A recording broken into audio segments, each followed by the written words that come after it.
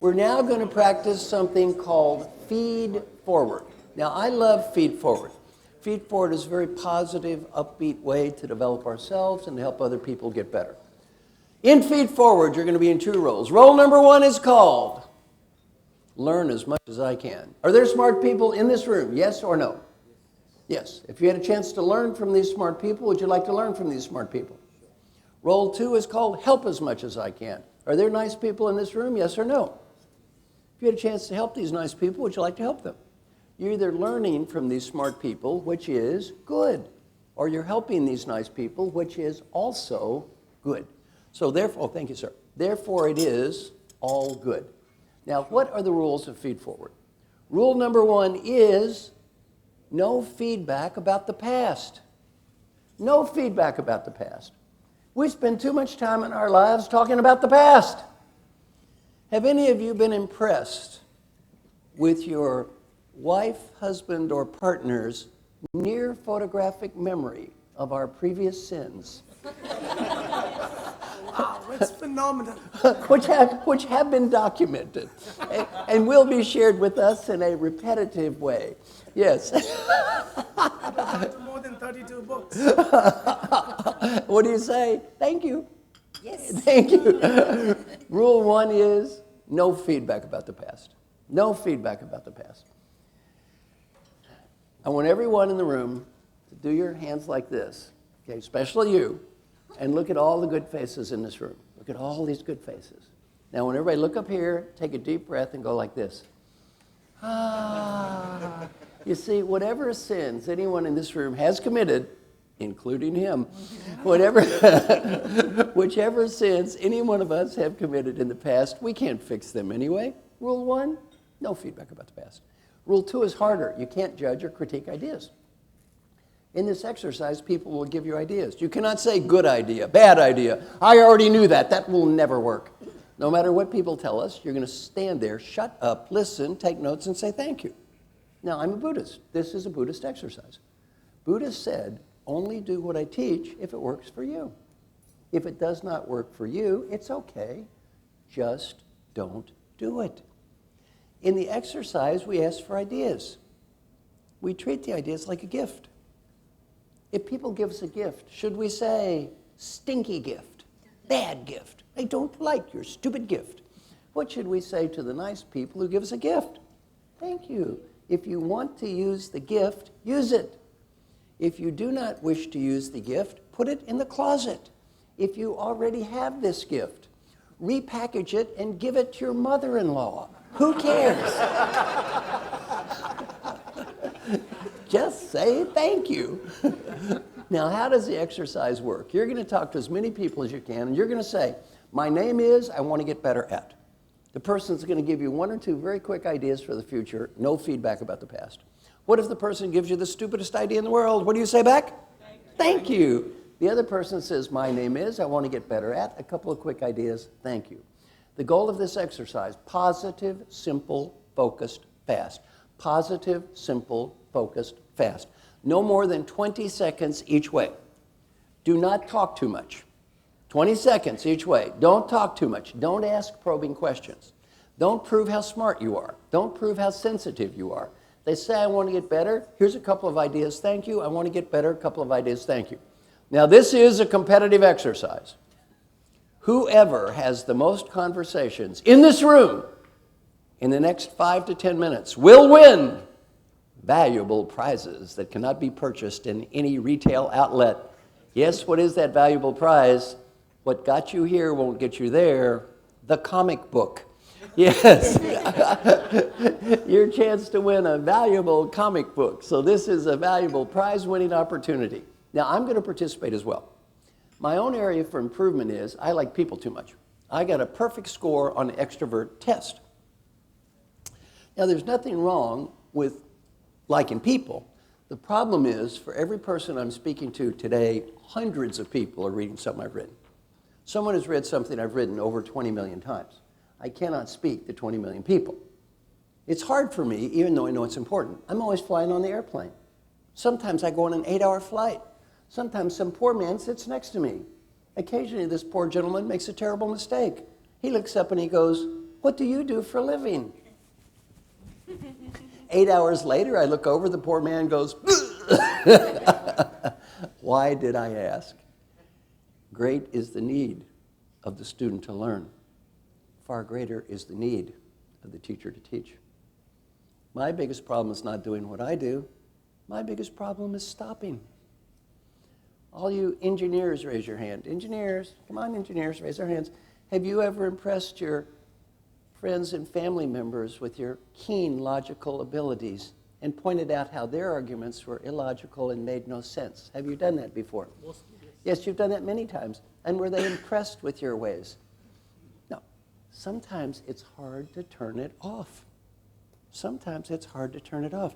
Oh, you're learning to be a coach, is that correct? Have we ever used coaching tools to help our family members? Yes. And do they? No, good. Don't start, right? Well, sometimes it's very hard to turn it off. Now, how does this work? My name is, I want to get better at, 1 or 2 quick ideas, thank you. My name is, I want to get better at, 1 or 2 quick ideas, thank you. Your goal is to talk to as many people as humanly possible in the next 5 to 10 minutes. Positive, simple, focused, and fast. You all understand the rules? Stand up. Do not start with your partner.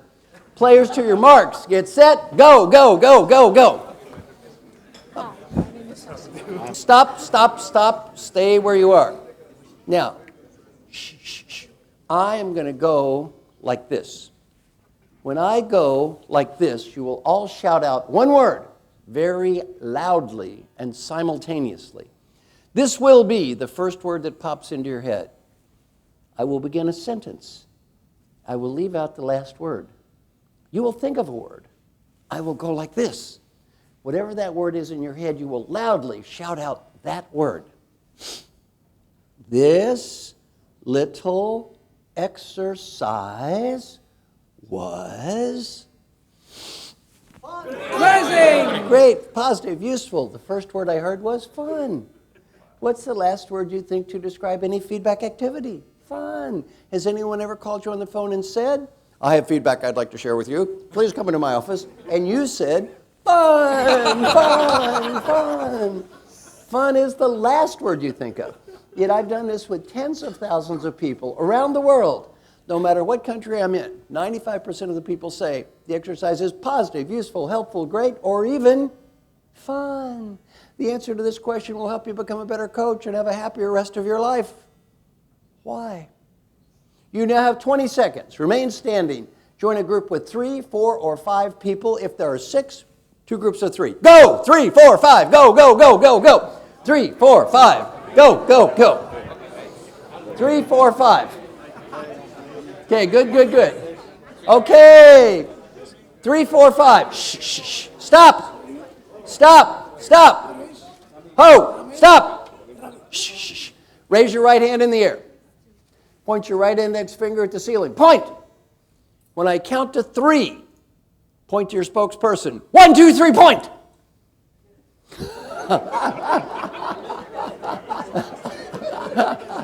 Okay, stop. Stop. You now have 40 seconds. Come up with as many reasons as you can.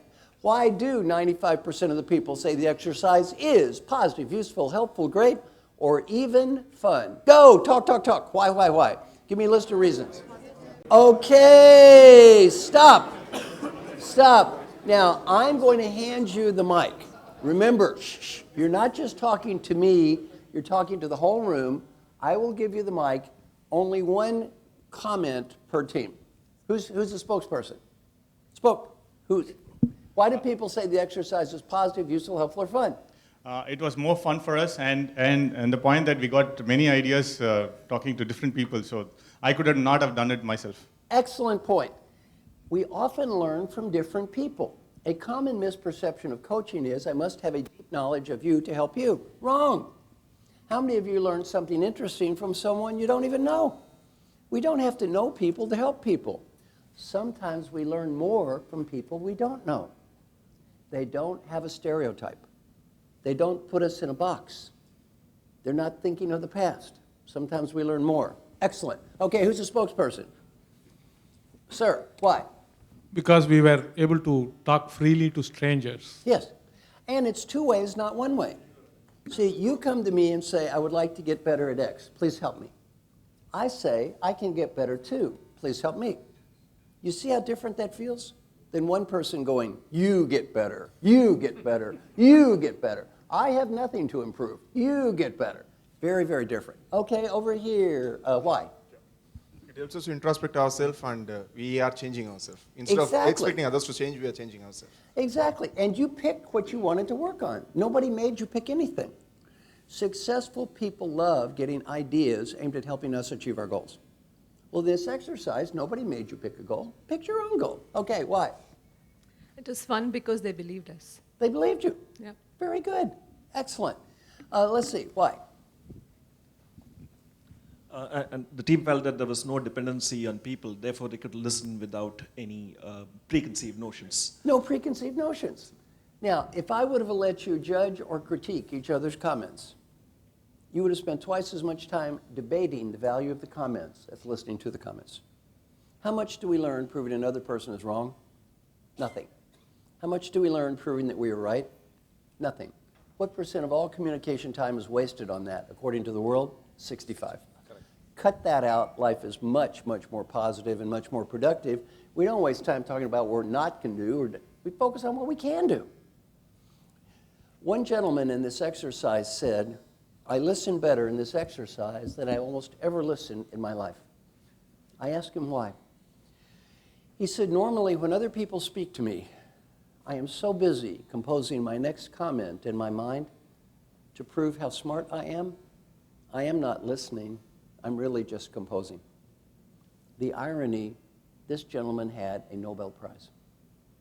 A man with a Nobel Prize in a management class worrying about proving how smart he was. I said, you have one Nobel Prize, you won't be winning two. It's okay. One of my favorite coaching clients is Dr. Jim Kim. I love Dr. Jim. Dr. Jim is the new president of the World Bank. He's a wonderful man. Dr. Jim has a simultaneous MD and PhD with honors in anthropology from Harvard in 5 years. Now, a normal human to get a PhD in anthropology from Harvard, 8 years. He got a PhD from Harvard in anthropology with honors in 5 years and got a medical degree at the same time. When the brains were passed out, Dr. Jim was not standing way back at the back of the line. What is one thing he's trying to improve on in life? Don't go through life constantly talking about how smart I am.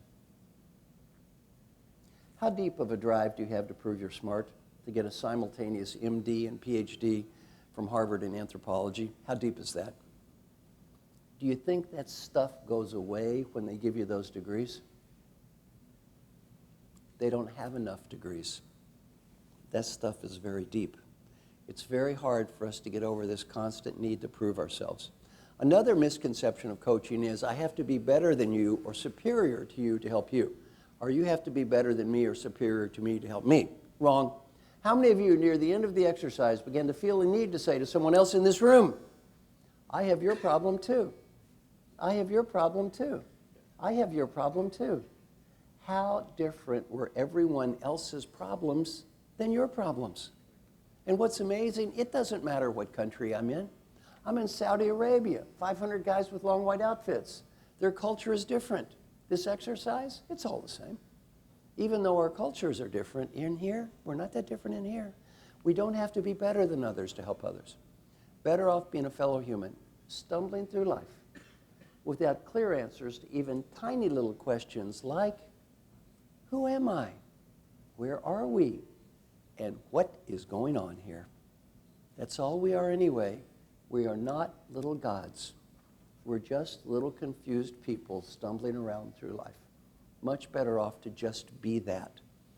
And did any of you near the end of the exercise begin to hear in the back of your mind a little voice, a small voice, a faint voice going, excuse me, you know all of those good ideas you keep giving to the other people? Why don't you do any of them yourself? Did any of us hear the little voice? Yeah. See, I don't have to be better than you to help you. Let's just be two fellow humans stumbling about and try to help each other. Now, the nice women I talked to about your peer coaching group, this is a great model for your peer coaching group. Don't judge each other. Don't prove you're smarter than each other. Just try to help each other. And finally, what do you say to the great people in the room that just helped you? Thank you, thank you, thank you, thank you. Let's see who won the prize. How many people did you talk to? 4.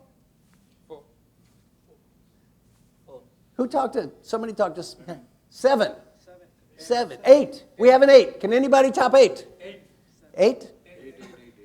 8? Any more than 8? 10. Who's got a 10? I have a 10. Do I have any more than 10? You're a 10? 8? You're at a 10. Let's hear it for the winner. 10. Yay! And by the way, what were you trying to improve? I don't listen. I was talking about my behavior. So a lot of people give me a lot of ideas how to listen. How to listen better. Very good. And Statistics here. I spoke to close to 20 people and I have about 7 things to improve in my list. well, let's hear it for good news, the winner. Yay! Bad news, compulsive. Yay! And sir, wait. And sir, what were you trying to get better at? Okay, be patient, be nice, let go. Wait a minute, what was the main one for you? Be patient? I want to be nice. Be nice, very good. Now you have choice. Would you rather have the book Mojo or the comic book? Mojo, I want the comic book. Comic book for you. Let's hear it for the winner. Very good. And finally, a big round of applause for all the good people in the room just helped you. Yay for all you good people. Okay, go back and sit by your partner. Go back and sit by your partner. Now, you're going to talk to your good partner, and now we're going to talk about execution. Oh, thank you, sir. I will sign it later. We're going to talk about execution. You're going to say to your good partner, here's what I said I wanted to get better at.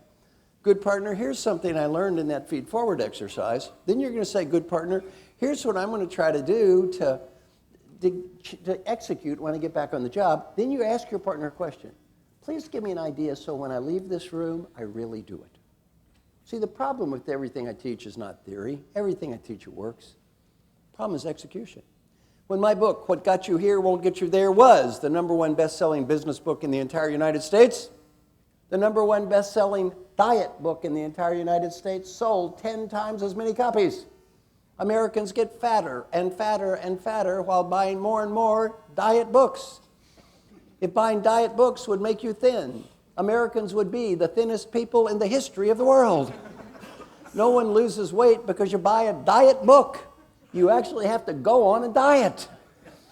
I made a terrible mistake with that book. The title. I like the title. What got you here won't get you there. If I had to write it over, I would have changed the title. I should have named the book, What Got You Here Won't Get You There, Diet. Then I would have really sold a lot of copies. So talk to your partner. Here's what I said I wanted to change. Here's what I learned. Here's what I want to do about it. Give me ideas to help me execute. Go, go, go. Talk to your partner. Talk, talk, talk, talk, talk.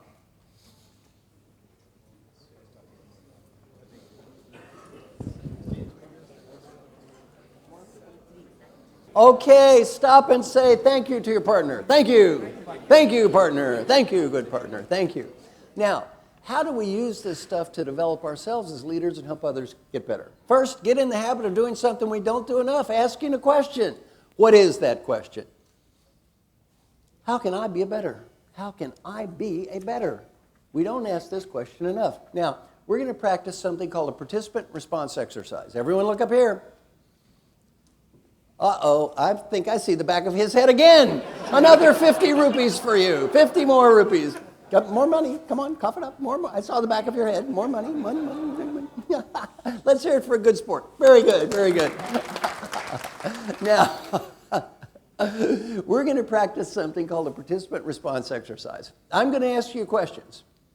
If the answer is no or you do not know, remain silent. If you say no, you will lose 50 rupees. The answer is yes, you say yes. The answer is no, you remain silent. In your company, is customer satisfaction important?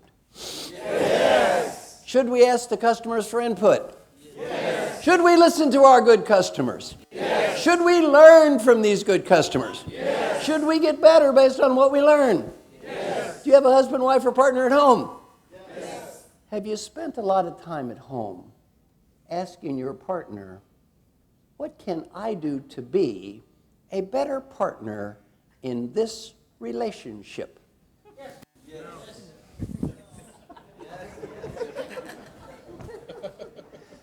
I noticed a certain dip in the level of enthusiasm. I noticed a drop-off. Who has a partner at home and you have not been asking this question? Come on, raise your hands. Let's have the truth. Okay, get these hands up. You have a partner and you have not been asking this question. Is that correct? Stand up. Very bad. What is your name, sir? Sharif. You have a partner at home. You have not been asking this question. No. You said you should ask it to the customers, though. Is that correct? Yes. Who's more important, those customers that don't even know your name, or that fine partner that loves you? Who's more important? Obviously the partner. Who's more important? The partner. You have not been asking your partner. No. Very bad. You're going to go home tonight Yes. and talk to your partner. Definitely. You're going to ask your partner a question. Sure. What can I do to be a better partner in this relationship? Then your partner will ask you a question. Who have you been sleeping with?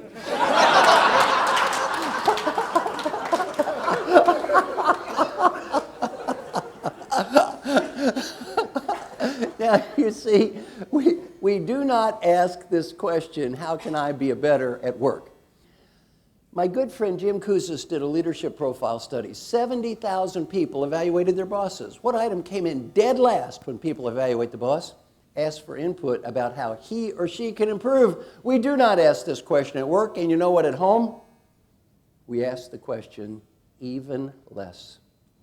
Talk to your partner, 20 seconds. Give me a list of reasons. Why do we not ask this question, how can I be a better at work? And even more important, why do we not ask this question home? Go, talk to your partner. Why don't we ask? Go, go, go.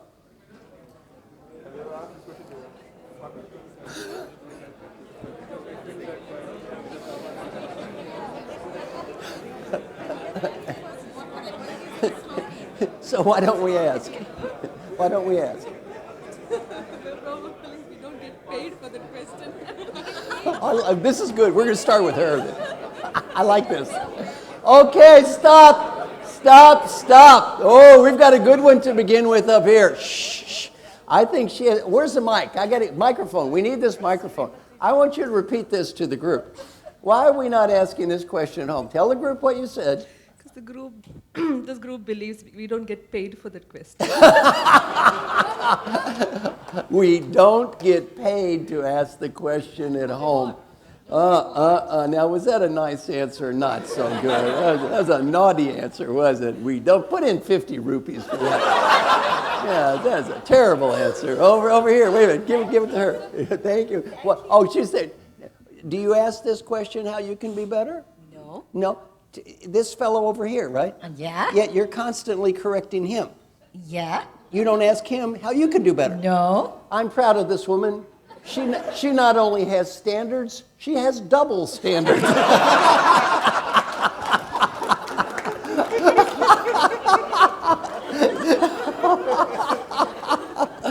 Okay, sir, why don't we ask this question? No, I thought that I can. Wait a minute, did you say no? The first round? No, another 50 rupees. 50, I put in more, 50 rupees. Why don't we ask this question? We take it for granted. We often take for granted the most the people we should take for granted the least. Nobody has given me the real reason we don't ask this question. What is the deep reason we do not ask the question? We're afraid of the answer. You're right. We don't ask the question because we're afraid of the answer. Let me give you a personal example. I'm over 60. At my age, one question I'd be asking every year to the doctor is called a physical exam. How can I get better? I managed to avoid a physical exam for 7 years. How did I successfully avoid a physical exam for 7 years? What I tell myself, I'll get the exam after I go on my healthy foods diet. I'm going to get the exam after I begin my exercise program. How many people in this room, please raise your hands, have ever avoided a physical exam and told ourselves the same things? Come on, look at all these hands. Look at that face. Did we trick the doctor with this strategy? I was teaching at the University of Michigan. This man raised his hand. I said, "Sir, did you trick the doctor?" He looked at me and he goes, "I am the doctor." Yeah. We don't ask the question because we're afraid of the answer. You're going to get in the habit of asking not only at work, at home. You're going to ask your partner, "How can I be a better partner?" Now, your partner may say, "You know, dear, in your case, there's no room for improvement." That's possible. Would any of us want to bet on that? Nah, not so much. Now we're going to have a contest, another prize. This contest is called the Youngest Kid Contest. Does anyone in the room have a child that is under 18 years old? Oh, this is wonderful. You're going to learn something very good now. How old is your youngest child? 9 months. 9 months. Any younger than 9 months? Let's hear it for the champion. Book for you, 9 months. What is your little, you can sit up. What's your little child's name? Samita. A little girl? Yeah, I have 2 daughters. One is 5 years and the second one is 9 months. Are you listening closely? I said youngest daughter is. I know. I said, are you listening closely? Not really. You should try. No. You are listening. Because years from today, you're going to look back on this moment and you're going to say, "Thank you, Marshall." In fact, 2 little children who are not in this room are going to be saying thank you. Who am I talking about? Your 2 little children. So listen closely. Do any of us have adult or grown-up children? Please raise our hands. Too late for you.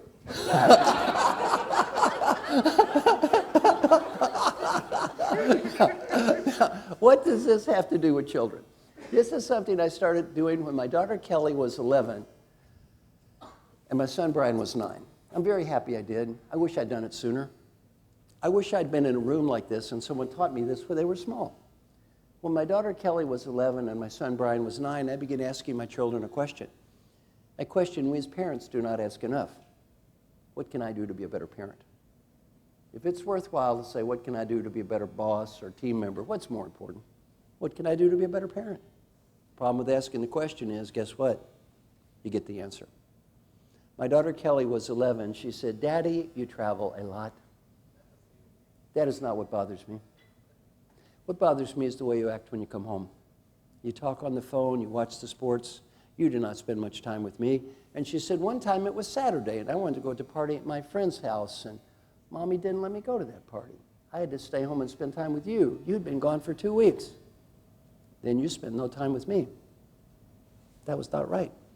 What could I say? Thank you. I said, Daddy is going to do better. I'm very proud of this. I said, I'm going to keep track of how many days I can spend 4 hours with my family. 1991, 92 days. 1992, 110. 1993, 131. 1994, 135.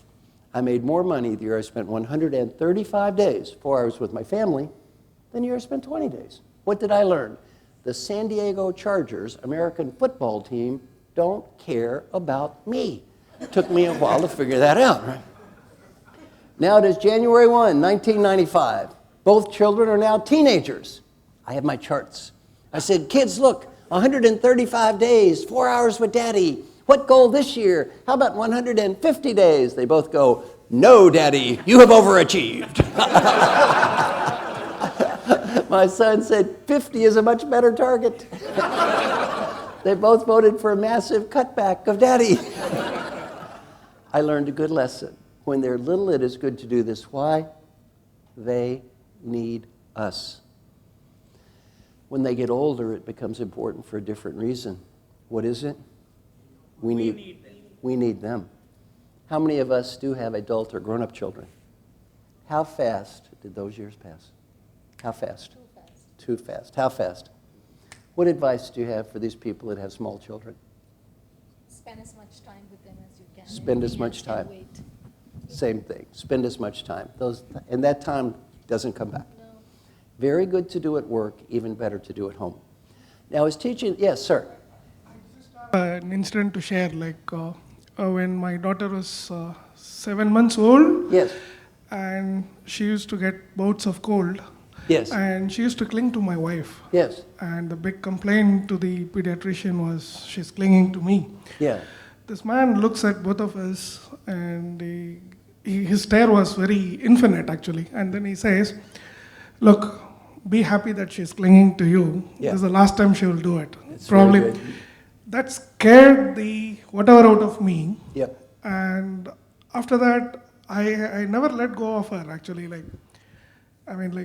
To even the point that she says, now I want to go and play. Yeah. So for me, like when you are saying things that taking feedback from Yeah. children, I'm actually able to relate to that. Good. Thank you. Thank you, sir. Thank you. Very good. Now, I was teaching this class at a company called the Kaiser Permanente Company, a very large hospital company in Southern California. 1,000 people were in the room. A woman raises her hand named Trudy Triner, and she said, I've been to your class twice. I've read everything you've ever written. There is always something you have left out. She said, please ask people to do this with their parents. Please ask people to do this with their parents. She said, I went to your class, and I went home, and my daughter was 17. And I asked my daughter, how can I be a better mother? And she said, we had such a nice talk. Then she said, my daughter asked me, how can I be a better daughter? And she said, well, that was so nice. She thought, I should call my own mother. Then she said, I called my mother, and I asked my mother, how can I be a better daughter? Then she said, my mother said, Daddy is dead. I live alone in the country. Every day I take a long walk up the road to go to the mailbox. Almost every day there's nothing in the mailbox. Every day that makes me lonely. She said, as your mother, it would mean so much to me if you would just send me a little picture or card or something, so when I would walk to my mailbox, I would find something in my mailbox. She started sending her mother little pictures and cards every day. What did that cost her? Nothing. What did that mean to her mother? Everything. She sent me an email about a year ago. The email said, my mother just died. The last thing her mother told her was, thank you. Thank you for doing that. Thank you. If your parents are alive, this is very good to do for 3 reasons. Number 1, it is good for them. Even if they say you have nothing to improve, they will be proud that you cared enough to ask. Number 2, it is good for you. What is the number 1 regret children have when mommy and daddy die? Why didn't I thank them for the nice things they did for me? Why was I so judgmental and critical of them all the time? And number 3, it's good for your little children. Why is this good for your little children? You know those old people that you're calling up on the telephone? Guess what? You're going to be those old people. Do you want your little children calling you up on the telephone? Your little child is not going to listen to what you say. Your little child is going to watch what you do. Our values are not what we say. Our values are what we do. Talk to your partner, 20 seconds. Answer this question. Who do you need to ask the question, how can I be a better to? Go, talk to your partner. Who do you need to ask this question to? Okay, stop. Now, whoever that is for you, do that. No one can tell you who that is for you but you. That can only come from one place, in here. Whoever that is for you, you just do that. After we ask, we set up an expectation. What do these people think we should do next? Listen. And the first thing we want to do is the last thing we should do. What is that? Ask for input, then express my opinion. If I ask you for input and immediately express my opinion, what does that sound like? Defensiveness, denial, rationalization, making excuses. I've seen feedback at the office from thousands of people evaluating their bosses. How often have I ever seen feedback that sounds like this? We think you're a great leader because we love the quality of your excuses. Or how about this one? I thought you were screwing up, but when you made those excuses, turned it around for me. Well, I have never read that before. Fight the ridiculous urge to make excuses and listen. Think. Who is the greatest leader I've ever met in my life? The greatest leader I've ever met in my life is a woman named Frances Hesselbein. Frances Hesselbein retired after 14 years as National Executive Director of the Girl Scouts in the United States. Peter Drucker, Frances Hesselbein, the Girl Scouts of the United States. Peter Drucker said Frances Hesselbein was the greatest leader that he ever met. Alan Mulally, CEO Ford, said Frances Hesselbein is the greatest leader I ever met. General Shinseki, head of the Army, said Frances Hesselbein is the greatest leader I ever met. Frances Hesselbein, 20 honorary PhDs, editor of an academic journal, winner of the Presidential Medal of Freedom in the United States, the highest award you can give a United States civilian. I got to go to the White House and watch President Clinton give her this esteemed award. Frances Hesselbein is pretty, she lifts weights, she travels all the time. She's 98 years old, and she never graduated from college. One person looked at one of our books when she was 88. He looked at her picture, and he looked at my picture. You know what he said? If she is 88, you must be 112. She does one thing before she speaks that almost none of us do. What is it? Think. What do most of us do when we get feedback? What do most of us do when we get angry? What does she do? Stop and think not only what am I going to say, how am I going to say it? Now, years ago, I was in a monastery with a Vietnamese Buddhist monk, Thich Nhat Hanh. We were encouraged to meditate on a variety of topics. One day, the topic was anger. He said, think to a time in your life when you became angry and lost control of your behavior. We will analyze who was responsible for what happened. Now, I came up with a case study involving my daughter, Kelly. Very proud of my daughter, that one of the 5 professors of the year at the Kellogg School of Management this year, 33 years old. You know, Daddy's very proud. When she was 14, she did something Daddy was not so happy with. Yes, my daughter at age 14 was a pioneer, ahead even of Britney Spears, in the world of navel rings. Yes, she was the first girl in her school to acquire a large and brightly colored navel ring. And there is no use having a navel ring if no one can see the navel ring. So she got a sleazy outfit to highlight her navel ring. This was a designer sleazy outfit, which cost Daddy lots and lots of money. Fortunately, the obscene tattoos turned out to be temporary tattoos. But Daddy comes home and sees tattoos, navel ring, and sleazy outfit. I reacted with something less than wild enthusiasm. Yelling, screaming, ranting, raving. In my little monastery, I meditated upon this event, and I thought, what was I thinking of? First thought, her walking down the street and someone saying, what a cheap-looking kid. I wonder who her father is. Second thought, even worse, my own friends. I'm amazed Marshall lets his daughter look this way. Who was I concerned about here, her or me? Where was the deeper issue, her navel ring or my ego? If I had to do it over, I still could have said, get rid of the navel ring. I didn't have to yell and scream and act like an idiot. It's very difficult when we get angry to realize one thing. When I lose control, where's the problem? The second we lose control, the problem is no longer out there. Where's the problem? My friend Frances Hesselbein has a great quote. Why should I be entrusted to control anything else if I cannot even control myself?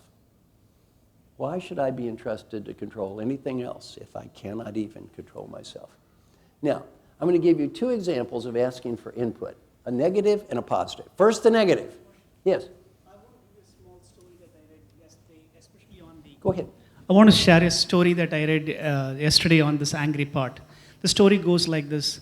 A saint asked his students why people yell when they are angry, and people give all kinds of answers. And finally the saint says, have you ever seen 2 people who are in love? Do you know how they speak? And the answer goes, yes, when 2 people are in love, they speak hush, hush, hush, hush, hush, hush, right? Because their hearts are closer. When you are angry, your hearts are too far apart and you can't hear others, so you necessarily yell at them. So essentially I agree that when you are angry, don't speak. Very good point. Excellent example. Don't speak. Now, I'm going to give you a negative example about asking for input and a positive. First, the negative. There's a great book called The Checklist Manifesto, written by Dr. Atul Gawande, an Indian guy, who's a professor at Harvard Medical School. Have any of you read this book, The Checklist Manifesto? Oh, good. 3 of you have read this book. Would you agree? Wonderful book. You've read the book? You've read the book. And would you say Dr. Gawande is a very inspirational man?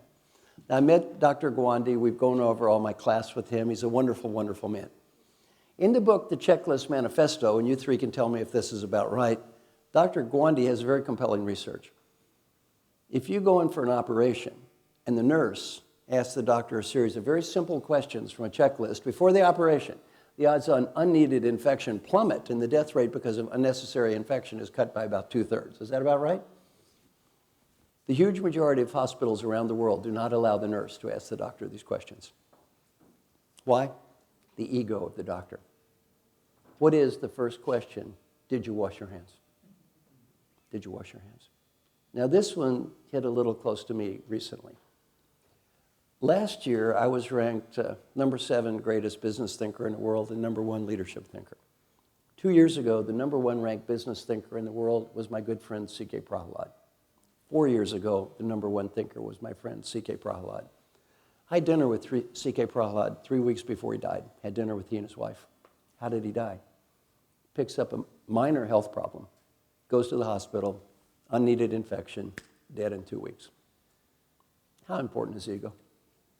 How important is our pride?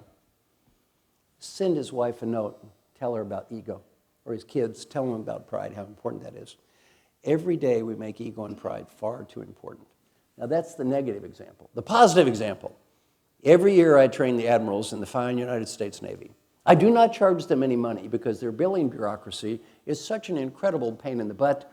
I say, we will both make more money if you pay me nothing. So I said, don't give me money. I really don't want to fill out that many forms. They don't give me money, but they give me treats. 2 years ago, my treat, day in a nuclear submarine. Me and 8 other old men got to stand at the top of the submarine, going out into the ocean, diving under the waters for 8 hours, pretending to torpedo things. We had a great time. Last year, my treat was even better. Where did I get to go last year? Yes, I went to the danger zone. Have any of you seen the movie Top Gun? I got to fly 95 minutes on a United States Navy Top Gun fighter jet. 6 Gs, I got to wear a G suit, oxygen, flying upside down. I got to fly the plane myself for about 10 minutes, and I'm very proud to say I did not throw up. Which, by the way, is not a small point. Right? That is brutal up there. Before we take off, I noticed this kid is asking my host, Admiral Mark Guadagnini, the man in charge of naval aviation training, a series of questions from a checklist. These weren't tricky questions. You know what the first question was? How much fuel do you have? And I said, sir, this is puzzling. The nurse does not want the doctor does not want the nurse to ask the questions because their ego's too big. I said, no offense, sir. Nobody in the world has a bigger ego than a United States Navy Top Gun fighter jet pilot who becomes an admiral. You could have the biggest ego in the world. Yet you don't care this kid asked you the question. I said, sir, what's the difference? His answer was sad but true. He said, Marshall, there is a huge difference. If the operation crashes, you die. If the plane crashes, I die. He said, you put a gun to the doctor's head, said, sir, if that patient dies of an unneeded infection, we're blowing your brains out. They'd be asking those questions twice. Well, again, how important is ego and how important is pride? Not that much. Now, the next thing is thank people. Now, I'm going to make a donation to the fine charity. And by the way, is this a good charity? A good charity? Good charity. I'm going to make a $20 donation to the good charity. No, wait a minute. I got some money. $100 donation to the good charity. Good charity, very nice. Because I'm about to make a bad comment about the group. Are you ready? I'm going to make a bad comment about the group. You all didn't do a good job in that last yes exercise. Remember that yes thing? And we did that thing about the partner at home, and you all didn't do good at that, did you? All pretty bad, pretty paltry results. Would you admit those are pretty bad results? I'm going to give you all another chance. We're going to do another one of those yes exercises, and I've already put in my 100. I'm predicting equally pathetic results on round 2. I'm going to give you a chance, though. Now, I'm going to go like this. If that answer is yes, you say yes in a very loud, assertive voice. That answer is no, you remain silent. In your company, are your coworkers important? Yes. Should we ask our coworkers for input? Yes. Should we listen to our good coworkers? Yes. Should we learn from these good coworkers? Yes. Should we encourage them to tell the honest truth? Yes. And would punishing the messenger, punishing those people who are trying to help us, punishing those that tell us the truth, wouldn't that be a bad thing? Yes. A terrible thing? Yes. An awful thing? Yes. And yes, I may be in a room surrounded by hypocrites. Yes. I'm now going to give you an example of punishing the messenger. An example where you were in the opportunity to listen to that input, and maybe you punished the messenger. And we're going to see how you all did. Are you ready? Here is the case study. You have a hard day at work, a hard day. You go home. You get in the car to go to the store. Your husband, wife, friend, or partner is sitting next to you. You're driving to the store. Lots of traffic. Cars are honking their horns. Someone cuts in front of you. You drive a little further. That person in the front seat goes, "Look out, there's a red light up ahead." Did you say, "Thank you"? Or perhaps something that sounded a little more like, "What do you mean there's a red light ahead? Don't you think I can see? I know how to drive the car. Why don't you be quiet and let me drive?" Everyone look up here. How many of us have ever chosen plan B before and yelled at our partner, "Come on, get these hands up"? How many of us have done this? I am incredibly confused. I'm confused. Didn't you just tell me punishing the messenger was bad? You said that. You said that.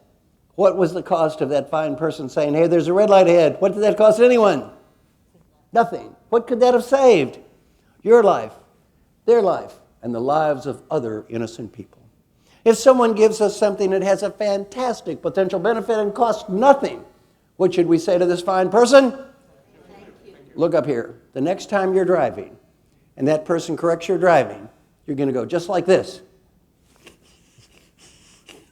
"Thank you."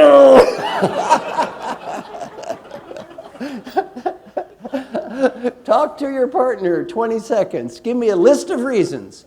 Why do we scream at this person in the front seat instead of just saying thank you? Go, talk to your partner. Why are we yelling? Go, go, go, go, go. Talk, talk, talk. Talk. Good question. I have a good answer. Okay, stop. Stop, stop, stop. Why are we yelling at this poor person? Why are we yelling? It's our ego. Yeah. Why are we yelling? Well, I think I would be reacting to the tone. Oh, okay. Let her talk into the mic. Why are you yelling? Tell us some more. Go ahead. Okay, running here. Go ahead. I think I would be reacting more to the tone. The tone. Rather than the content. The tone. The other person had a bad tone. Is that correct? No, it's No? something that shocks me. I've already given her my purse. I can say whatever I want. So you're reacting to the tone. Yes. And the other person, what else did you want to say about the tone? It shocked me. Oh, she was shocked. Right? She couldn't help herself. No. Sorry. Is she out of money? She's got it. And there are a couple of debit cards in it as well. Now, you reacted to the tone. That's right. It was a bad tone. And she was shocked. It was an uncontrollable physiological response. And you to external stimuli. To external stimuli. and you couldn't help it. Probably. You were a victim. Thank you, Marshall. Okay, why are we yelling? In my perspective, I don't want anybody to... You what? In my perspective, I don't want anybody to say what I'm doing is wrong. What? The way I'm driving, I don't want anybody to say that what I'm doing is wrong. I don't like it. So why don't you like it? I thought you said people should encourage honest input. No. Did you mean that? No, when I'm driving... No what?